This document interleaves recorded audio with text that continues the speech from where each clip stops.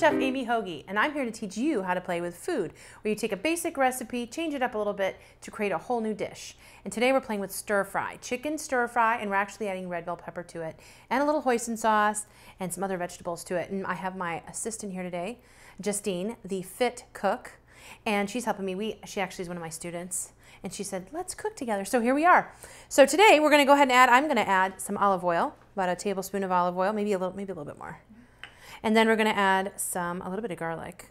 A little bit of garlic. A little bit, I know. You almost can't have too like much. two cloves, two to three cloves. Line. It's a fine line. Little onion. Let's add a little onion. And I like how nicely you mince this. Thank you. Red onion. Mm. I'm telling you, I think mincing it and chopping it as small as you can sometimes for some of these things, especially the aromatics, really helps the cooking time cut down a lot. Then you did a fabulous job on this chicken. Thank you. Oh my gosh, nicely chopped chicken. My cooking teacher very much taught me very well. And you always taught me add your aromatics first because you're going to start with fragrance and you get the natural flavors out of those right away. And then they could take a little longer to cook. Yeah. I will add at this point some of that red cabbage. Okay, that takes a little bit longer. It's bigger pieces. Got a nice color, beautiful color, good flavor. I want my food to look pretty. You eat with your eyes first, and if the food does not look appealing, you're not really going to want to eat it. I think we need a little. Actually, we were going to add. Ooh, almost spilled that. We're going to add a little bit of sesame oil. That's going to add. That's part of our sauce flavor. Okay, maybe a teaspoon. Now this is a 1-portion serving, and I'm cooking this at about medium-high heat. You can always start a little lower and crank it up a little bit if it's not cooking fast enough, but you don't want to burn your food, because you can. That happens. So many times chefs will say, just turn it up real high, it's stir fry, cook it fast. Right. You can burn stuff and catch your oil on fire, which I don't want to do that today. I love the smell of the sesame oil when it starts to kind of activate. And the good thing about the stir fry, it is salt. Quick. It is so quick. You know, you can prep all this stuff ahead of time. Yep. Your mise en place, as the French say, putting your things in place. Okay.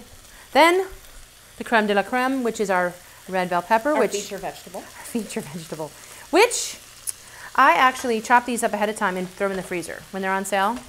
This is the nice sweet bell pepper. Now the thing I enjoy about the stir fries, they are quick, they're versatile, you can put whatever you want or don't want, you leave it out. And people can prep the week before and you've got food for the week instead of going to the drive-thru all the time and you're putting junk an in your body. amount of junk in your body, and this is so little much better. Sesame seeds.